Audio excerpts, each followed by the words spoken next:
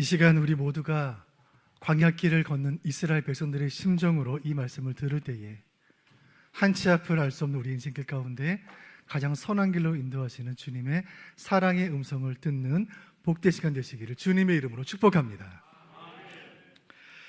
이스라엘의 광야 생존기, 홍해를 건넌 이후에 펼쳐진 험난한 광야 여정은 이제부터 시작이었습니다. 출애굽기 13장의 6월절 그 죽음의 천사와 어린 양의 피해 역사, 14장에는 홍해를 건넌 사건과 바로에게 내려진 심판, 15장에는 마라의 쓴물과 엘림의 치유, 한 장 한 장 마치 한 편의 드라마 같은 여정을 지나 오늘 16장이 되었습니다. 지난 15장에서 이스라엘에 머물렀던 엘림은 광야에서 만난 꿈처럼 아름다운 오아시스였습니다. 그러나 이스라엘은 엘림에 계속 머무를 수가 없었어요. 갈 길이 멀었습니다. 저 멀리 시내산이라는 저 거룩한 산에서 무언가 특별한 일이 일어날 것이라는 기대감 속에 이스라엘은 행진을 계속했고 그렇게 신광야에 이르게 됩니다. 1절 말씀 제가 읽어드립니다. 이스라엘 자손의 온 회중이 엘림에서 떠나 엘림과 시내산 사이에 있는 신광야에 이르니 애굽에서 나온 후 둘째 달 15일이라. 아멘. 좋은 소식은 애굽에서부터 점점 더 멀어져 갔다는 것이고, 안 좋은 소식은 가나안 땅으로부터도 점점 더 멀어지고 있었다는 것이에요. 황량한 죽음의 땅으로 이스라엘은 점점 더 깊이 들어가고 있었습니다. 그렇게 광야 생활이 2달을 훌쩍 넘기게 되었습니다. 뜨거운 태양볕에 홍해의 기적은 희미해져 갔고, 거친 모래바람 속에 엘림의 은혜는 사라져갔습니다. 이스라엘의 입에서 다시 원망이 터져나옵니다. 2달 반 광야길을 걷는 동안 체력도 인내심도 신앙심도 다 바닥이 난 것입니다. 무엇보다 너무나 참을 수 없는 것은 너무 배가 고픈 거예요. 여러분, 배고프면 무슨 생각하세요? 십자가의 은혜나 하나님 사랑 생각하십니까? 저는 먹을 것 생각합니다. 배가 고프면 음식 생각이 나는 거예요. 자, 16장 3절 상반절 보겠습니다. 제가 읽어드립니다. 이스라엘 자손이 그들에게 이르되 우리가 애굽 땅에서 고기 가마 곁에 앉아있던 때와 떡을 배불리 먹던 때에 여호와의 손에 죽었더라면 좋았을 것을. 아멘. 애굽에서 먹던 그 고기, 가마솥에 가득 담긴 고기, 그리고 떡, 그들에게는 빵이었겠죠. 빵이 생각이 난 거예요. 그들이 살던 애굽 땅은 고대 세계에서 가장 부유한 제국이었습니다. 그 땅에는 고기와 빵이 넘쳐났어요. 여러분, 고기 좋아하세요?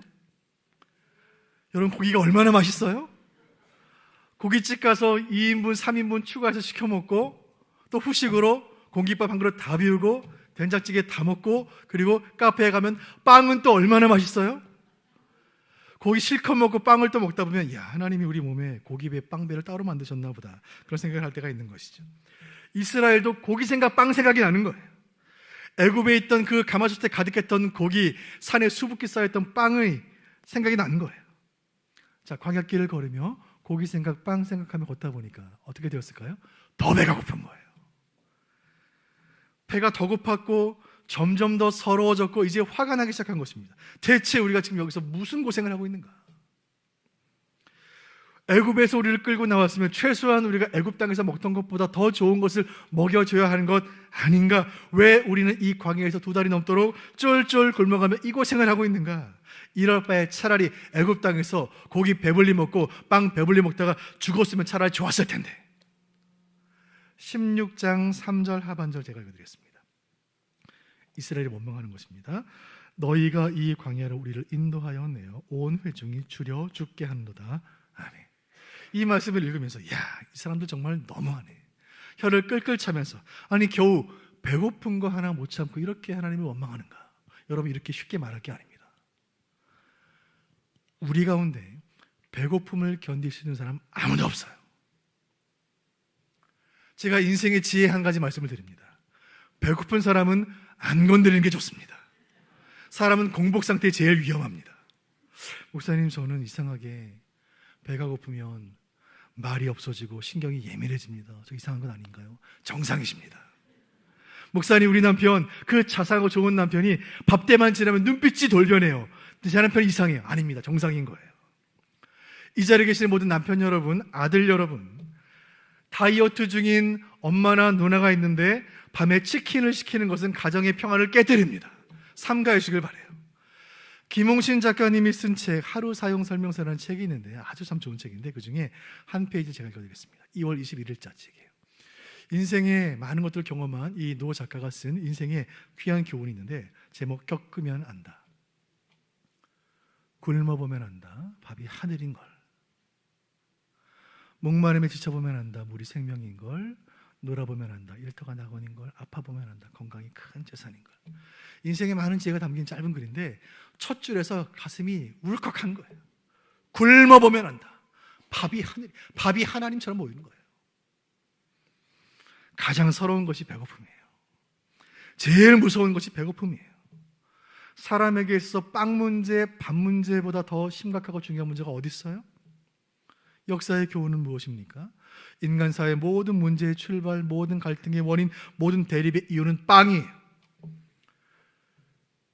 지구상에 존재했던 모든 전쟁의 이유는 두 가지예요. 빵 아니면 종교예요.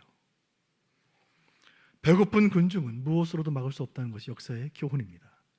지금 신광야에서 배고프다고 원망하는 이스라엘을 우리가 비난할 수 없는 이유는 그들의 모습 속에서 우리의 모습을 보는 것이고 그 모습 속에서 인간의 본성과 욕망이 꿈틀거리고 있기 때문인 것이죠. 생각해보면 우리 민족이 끼니를 걱정하지 않게 된 것은 100년도 안 되는 일입니다. 그저 하루 밥 3끼만 먹었으면 소원이 없겠다고 생각했던 때가 있었습니다. 이 자리에 계신 어르신들 제 말이 맞습니까? 지금은 역사상 가장 풍족하고 가장 배부른 시대가 되었지만 지금도 더 먹으려고 하고 더 가지려고 하는 욕망으로 이 땅은 끓어오르고 있습니다. 러시아의 대문호이자 독실한 신앙이었던 톨스토이가 쓴 한 고전 책의 제목을 저는 오늘의 설교의 제목으로 삼았습니다. 그 책의 제목이죠. 오늘 설교의 제목은 사람은 무엇으로 사는가? 이 질문은 이 원망의 시대를 살아가는 우리를 향한 하나님의 질문이 아니겠습니까? 오늘 본문 출애굽기 16장은 우리 인생의 근원적인 문제를 터치합니다. 그것은 빵의 문제예요. 저 굶주린 군중들에게 하나님께서 어떻게 행하셨는지, 그리고 이 사건을 통해 오늘 나에게 주시는 성령의 음성은 무엇인지 말씀 듣는 가운데 우리 삶의 근본 문제에 대한 하늘의 지혜를 얻는 복된 시간 되시기를 간절히 바랍니다. 본문 12절 같이 읽어보겠습니다. 본문 12절입니다. 시작. 내가 이스라엘 자손의 원망함을 들었노라. 그들에게 말하여 이르기를 너희가 해질 때에는 고기를 먹고 아침에는 떡으로 배부르리니 내가 여호와 너희의 하나님인 줄 알리라 하라 하시니라. 아멘. 그들의 원망 소리를 들으신 하나님 답변을 주시는 거예요. 너희가 고기와 떡을 원하는가? 그렇다면 원 없이 먹게 해주겠다. 하늘에서 비처럼 내려주겠다. 그렇게 배고프다고 아우성치는 광야의 백성들에게 하나님께서 하늘에서 내려주신 신비한 음식이 있습니다. 그 음식이 어떻게 생겼는가? 14절 제가 읽어드립니다. 그 이슬이 마른 후에 광야 지면에 작고 둥글며 서리같이 가는 것이 있는지라. 이 음식은 애굽에서 먹던 고기나 빵이 아니었어요. 밤이 지나고 아침 이슬이 내릴 무렵, 이슬이 사라질 무렵에 이 지면에 생기는 이 음식은 본 적도 없고 들어본 적도 없는 그런 낯선 음식이었습니다. 31절에는 그 맛을 이렇게 설명합니다. 가시같이 희고 맛은 꿀 섞은 과자 같았더라. 희고 얇고 둥글고 단맛 나는 이 음식, 아마 우리가 먹어본 음식 중에는 웨하스가 제일 비슷하지 않을까. 둥근 모양이 웨하스예요. 근데 확실히 이 맛나는 웨하스는 아니었어요. 이 땅에는 없는 음식이었습니다. 16장 15절 같이 읽어볼까요? 시작. 이스라엘 자손이 보고 그것이 무엇인지 알지 못하여 서로 이르되 이것이 무엇이냐 하니 모세가 그들에게 이르되 이는 여호와께서 너희에게 주어 먹게 하신 양식이라. 아멘. 처음 보는 그 음식을 보고 서로 말하되 이것이 무엇이냐? What is it? 이것이 무엇이냐? 여러분, 이것이 이 what is it이라는 말, 이 말을 히브리어로 옮긴 말이 만나라는 말이에요. 만나, 이것이 무엇이냐는 뜻이에요. 이 신비한 음식 만나에는 수많은 조건이 붙었는데 얼마나 거두어야 하는지, 언제 거두어야 하는지, 언제 거두어서는 안 되는지 상세하고 복잡한 규례와 함께 하나님이 이 음식을 주셨습니다. 출애굽기 16장 만나의 기사는 배고프다고 조르는 아이에게 밥상 차려주는 엄마 이야기가 아니에요. 만일 이 만나 이야기가 배고픈 백성들이 하늘에서 내려온 신비한 떡을 먹고 행복하게 잘 살았다는 이야기로 끝났다면 모든 시대 크리스찬들이 두고두고 묵상할 큰 교훈으로 남지는 않았을 거예요. 떡을 구하는 백성들에게 하나님 만나를 주셨어요. 떡을 구하는 백성들에게 하나님 만나를 주셨다는 이 사실이 주는 우리에게 주는 영적인 교훈이 있습니다. 이것이 오늘 설교의 첫 번째 교훈인데, 그것은 사람은 떡으로만 사는 것이 아니라는 것이에요. 읽어보겠습니다. 시작. 떡으로만 사는 것이 아니다. 예수님 광야에서 금식하신 지 40일째 되는 날이었습니다. 광야의 예수님은 배고픔을 견디지 못하는 인간의 본성, 그리고 떡을 먹고 생존하려는 인간의 욕구와 싸우고 계셨어요. 40일째. 광야에서 음식을 드시지 않으시면서 금식하는 예수님의 모습과 광야에서 빵을 먹지 못해 굶주리는 이스라엘 백성들 얼마나 비슷해요? 이때 사단의 유혹이 뭡니다. 돌로 떡을 만들어 먹어라. 그때 예수님께서 사탄에게 하셨던 말씀, 4장 4절 상반절 제가 읽어드립니다. 예수께서 대답하여 이르시되 기록되었을 때 사람이 떡으로만 살 것이 아니요. 아멘. 이 말씀은 깊이 묵상할 말씀인데 두 가지 의미가 있습니다. 먼저는 사람이 사는 데는 떡이 필요하다는 거예요. 떡으로만 살 수는 없다는 말씀은 떡도 필요하다는 말씀이에요. 여러분, 우리 인생에 떡이 중요하다는 걸 예수님 아세요. 하나님 아세요. 인간의 몸으로 이 땅에 오셔서 33년을 사셨던 예수님은 떡 한 덩이를 얻기 위해 노동자가 흘리는 땀의 가치를 아세요. 그 떡조차 얻지 못해 하루를 굶어야 하는 가난한 자의 눈물을 예수님은 아시는 거예요. 가난하게 사셨던 예수님은 배고픔을 아시는 거예요. 하지만 여러분, 우리가 떡 한 덩이를 먹어 배부르면 행복해하고 떡을 못 먹으면 원망하는 인생이라면, 떡을 먹으면 만족하고 떡을 못 먹으면 만족하지 못하는 인생이라면, 여러분, 우리가 돼지와 다를 것이 무엇입니까? 예수님 말씀하세요. 사람에겐 떡이 꼭 필요하지만 떡으로만 사는 것은 아니다. 하나님 백성은, 거듭난 예수 제자는 육의 양식으로만 사는 것이 아니라 영의 양식으로 사는 것이다. 여러분, 만약에 우리의 존재가 이 땅에 사는 동안 100년 남짓 사는 것으로 끝나고 죽음 이후에 모든 것이 다 끝이라면, 그러면 우리는 그저 밥 잘 먹고 잠 잘 주무시고 건강검진 때에 따라 한 번씩 하고 운동하며 관리 잘하며 살다가 때가 되어 가면 그것이 끝이에요. 근데 성경의 가르침은 무엇입니까? 우리의 존재는 육신의 죽음으로 끝나지 않고 죽음 이후에 영원히 존재한다는 거예요. 천국 혹은 지옥에서. 그렇다면 우리는 살아있는 동안 우리의 영원을 위해 무언가 준비해야 하지 않겠습니까? 사랑하는 수원북부교회 성도 여러분, 여러분은 영적인 배고픔을 느끼십니까? 맛있다는 유명한 식당 앞에서 1시간씩 줄 서서 그 음식을 먹으려는 우리는 과연 말씀에 대한 열망은 얼마나 있습니까? 영적인 배고픔 때문에 서러워 울어보신 적 있습니까? 은혜에 목말라서 울어본 적 있으세요? 하루 한 끼만 건너뛰어도 신경이 예민해지는 우리가 일주일 내내 성경 한 번 안 펴보고 기도 한 자라 하지 않고 그러고도 주일날 아무렇지 않게 이 자리에 앉아있다면 이상한 것 아니에요? 신앙생활 수십 년 하면서 영적인 허기를 느껴본 적이 없다면 우리는 크리스찬 맞습니까? 혹시 우리는 세상이 주는 헛된 것들로 이미 배가 불러서 정작 영적인 배고픔을 못 느끼고 있는 것은 아닌가요? 떡으로 예수님을 시험했던 그 사탄은 지금도 세상의 떡으로 우리를 시험합니다. 우리를 미혹해요. 그저 세상에서 잘 먹고 잘 사는 것으로 만족하다 죽도록, 그저 육신의 떡에 헛배불러서 하늘의 떡에 대해서는 관심도 사모함도 못 느끼도록, 그 결과 선지자들이 걱정하고 염려하고 일어나지 않기를 바랬던 그 일이 지금 이 땅에서 일어나고 있습니다. 아모스 8장 11절 제가 읽어드릴게요. 주 여호와의 말씀이니라. 보라, 날이 이를지라 네가 기근을 땅에 보내리니 땅이 없어 주림이 아니요 물이 없어 가람이 아니요 여호와의 말씀을 듣지 못한 기갈이라.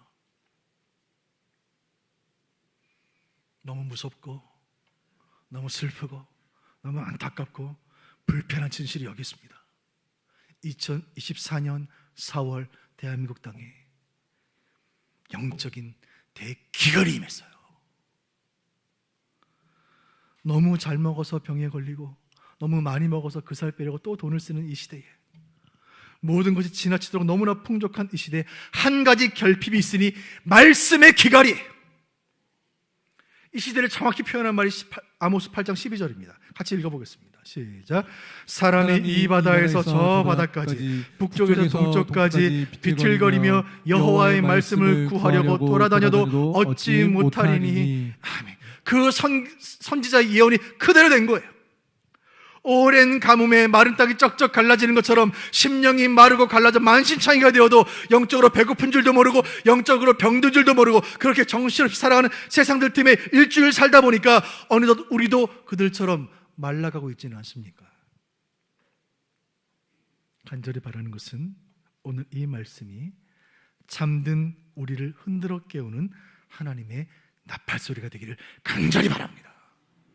주여, 이 설교를 듣는 모든 성도들은 영적으로 깨어나게 하여 주옵소서. 우리의 영원을 결정하는 하늘의 신령한 영식을 오늘 간절히 사모하게 하여 주옵소서. 41일 금식하시며 빵을 끊으시며 인간의 욕망과 싸우셨던 그 예수님이 사탄을 향해 이렇게 말씀하세요. 마태복음 4장 4절 하반절 제가 읽어드립니다. 사람은 떡으로만 사는 것이 아니라 하나님의 입으로부터 나오는 모든 말씀으로 살 것이라 하였느니라 하시니. 아멘. 여러분, 사람은 무엇으로 삽니까? 성도는 무엇으로 삽니까? 여러분은 무엇으로 사세요? 우리 모두는 하나님의 입에서 나오는 모든 말씀으로 사는 것인 줄로 믿으시기를 바랍니다. 말씀으로 사는 거예요. 살아계신 하나님, 세상의 떡을 얻기 위해 아등바등 살다 보니까 어느새 굳어져 버린 내 메마른 심령을 주여 이 시간 성령께서 기경하여 주옵소서. 이 가운데 오랜 생활, 믿음 생활, 오랜 동안 신앙생활 해오신 성도님들, 평생 설교를 수백 편, 수천 편을 들어왔지만 오늘 이 설교가 내 인생의 첫 설교처럼 신선하게 하여 주옵소서. 이제 막 신앙생활을 해오시는 모든 성도님들, 이 하나님 말씀이 들려지게 하시고 깨달아지게 하시고 믿어지게 하시고 이해되게 하여 주옵소서. 간절히 바라는 것은 오늘 이 말씀을 듣는 우리 모두는 세상의 떡에 헛배부른 인생이 아니라 하나님의 입에서 나오는 모든 말씀을 사모하며 그 말씀에 살고 말씀에 죽는 말씀의 사람들 모두가 되시기를 주님의 이름으로 축복합니다. 떡으로만 사는 것이 아닙니다. 자, 두 번째 말씀의 교훈은, 오늘 만나의 교훈은 먹을 만큼 주신다는 것입니다. 신비스러운 말씀인데 먹을 만큼 주세요. 자, 16절 말씀 보겠습니다. 본문 16절 시작.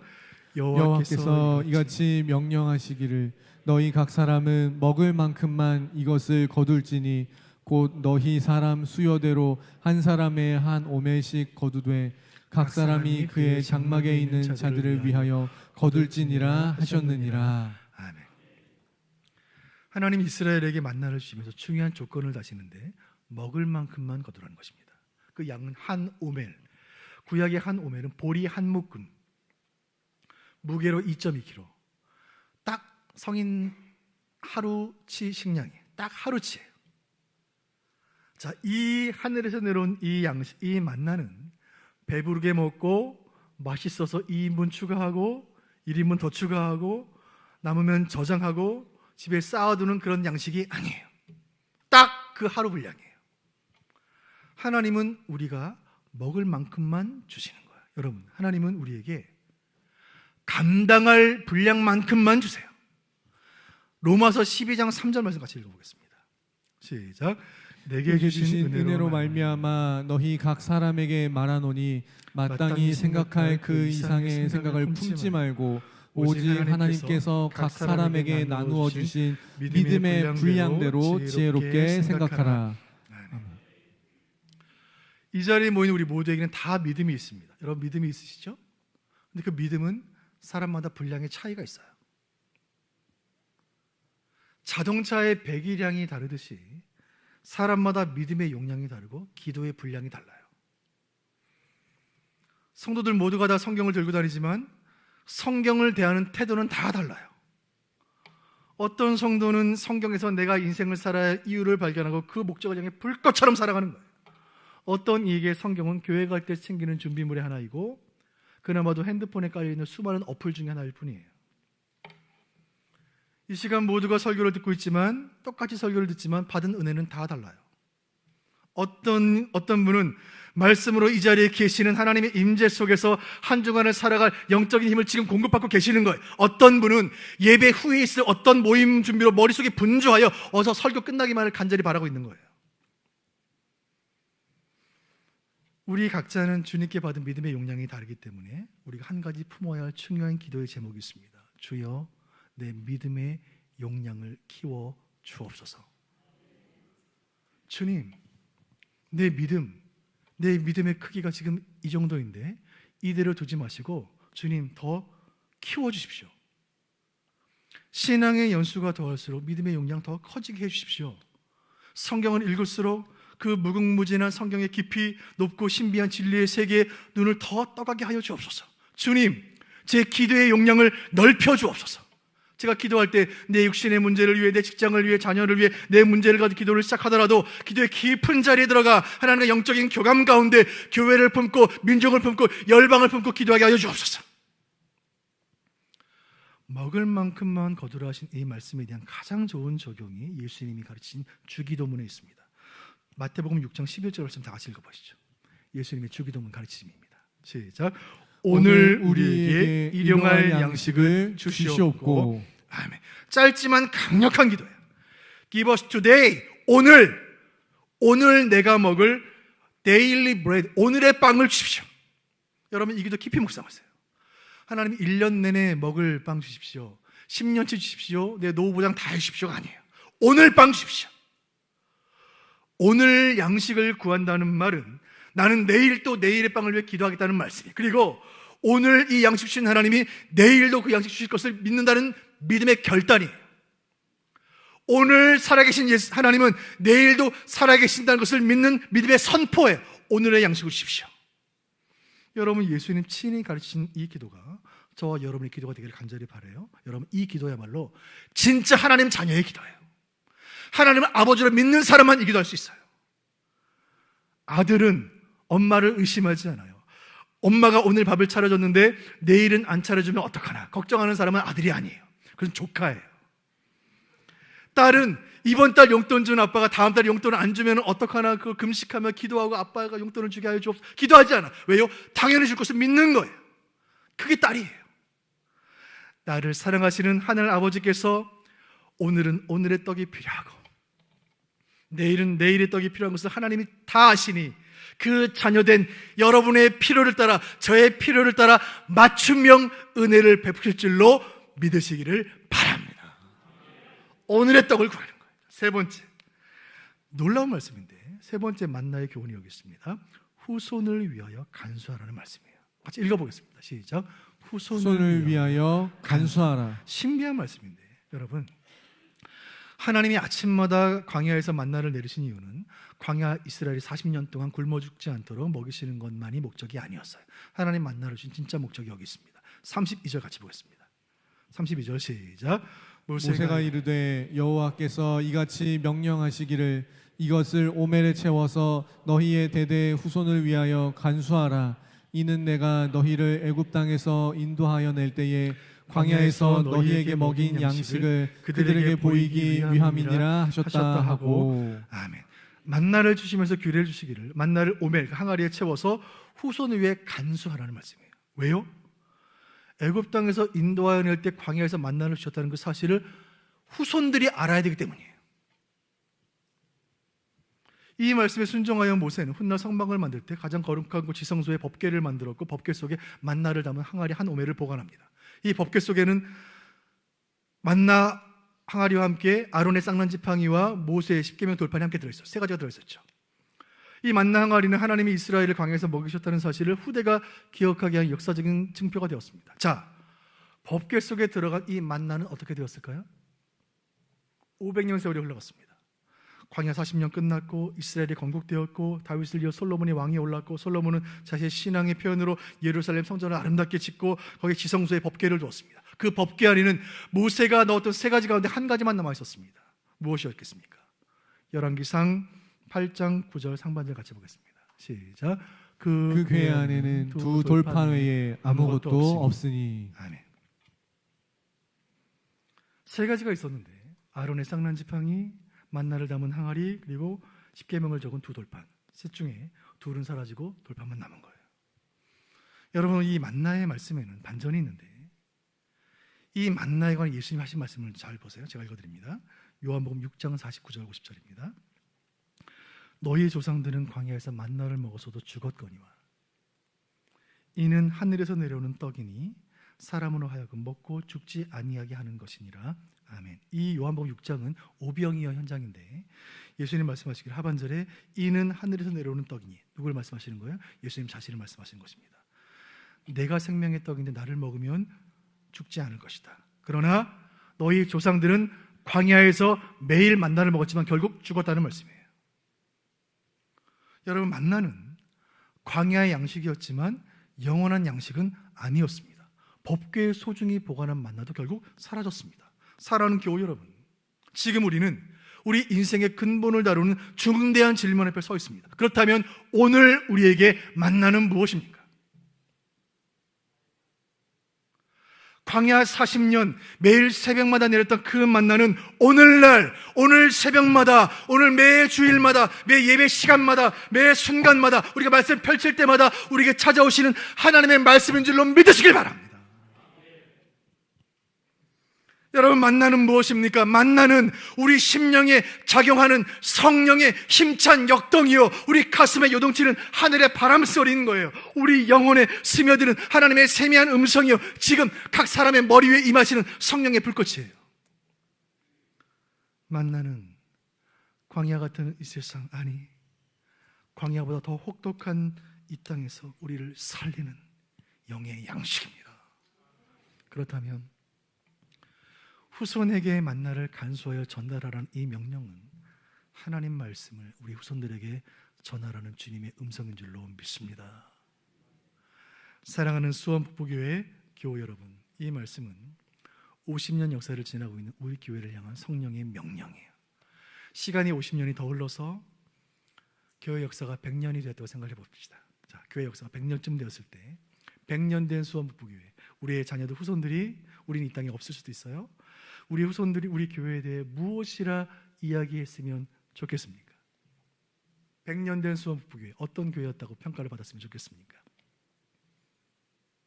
우리 후손들이 우리 교회는 대대로 성경을 사랑했던 교회였노라. 50년 전 우리 선조 목회자들은 성경을 있는 그대로 전하기 위해 몸부림쳤고, 우리 신앙의 선진들은 그 말씀 그대로 살려고 발버둥 쳤던 그런 교회였노라. 우리 선대 장로님들은 성경의 권위 앞에 부복했고, 우리 선대 권사님들은 성경을 마음 다해 필사했고, 우리의 선배 목자들은 하나님 말씀에 정통했노라. 우리 북부교회 역사는 말씀이 이끌어온 역사였고, 우리 교회 모든 사역은 말씀보다 앞서지 않았으며, 우리 교회 모든 예배는 말씀 밖으로 벗어난 적이 없노라. 북부교회는 지난 100년 동안 말씀에 죽고 말씀에 사는 교회였기에 그 모진 세월 이겨내고 코로나를 이겨내고 거센 세속주의와 이단들의 파상 공격 앞에서도 이렇게 건재했노라, 이렇게 말할 수 있게 되기를 간절히 바랍니다. 내 인생 조금 부족해도, 가진 것이 없어도, 내 몸이 조금 아파도 주님 말씀만으로 충분히 배부른 인생들이 모여있는 교회요, 세상이 주는 거짓 포만감이 아니라 참된 양식으로 성숙한 성도들이 가득 모인 교회가 여기에 있노라. 이것이 수원 북부교회에 있다. 이렇게 간증할 수 있는 은혜를 우리에게 주기를 간절히 바랍니다. 목회자로서 제가 바라는 것은 우리 교회는 오염되지 않은 진리, 변색되지 않는 말씀, 그 만나의 순전한 은혜, 그 말씀의 은혜를 우리가 잘 간수하여 이 은혜를 우리의 자녀들과 다음 세대에게 잘 전달하고, 그 다음 세대는 또 그 다음 세대에게 잘 전달하여 주님 오시는 그날까지 말씀의 은혜를 아름답게 계승하는 교회 되게 하시기를 주님의 이름으로 축원드립니다. 말씀의 결론을 맺겠습니다. 오늘 설교의 결론은 이것입니다. 하나님이 우리를 먹이십니다. 여러분 아멘입니까? 눈물 나는 말씀이에요. 하나님이 우리를 먹이세요. 여러분 가운데는 경제적인 어려움으로 내일의 빵을 염려하는 분도 있을 수도 있습니다. 건강의 어려움으로 하루하루를 버텨가는 분이 계실 수도 있을 거예요. 그러나 하나님이 매일 우리를 먹이시는 줄로 믿으시길 바랍니다.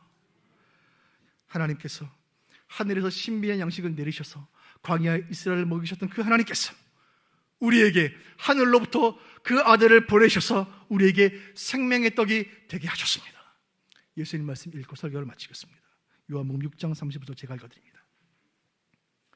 예수께서 이르시되 나는 생명의 떡이니 내게 오는 자는 결코 줄이지 아니할 터이요 나를 믿는 자는 영원히 목마르지 아니하리라. 예수의 피가 우리를 씻었고 예수의 몸이 우리를 살렸으니 하늘로부터 오신 영원한 양식이 되신 예수 그리스도야말로 우리를 영원토록 살리시는 생명의 떡이 되는 줄로 믿습니다. 이 믿음으로 충만하여 또 한 주간 살아갈 때에 매일 주의 사랑을 먹고 매 순간 주의 은혜를 마시고 날마다 그 생명의 떡을 먹음으로 여러분의 영과 육이 참된 만족을 얻게 되시기를 주님의 이름으로 축원드립니다.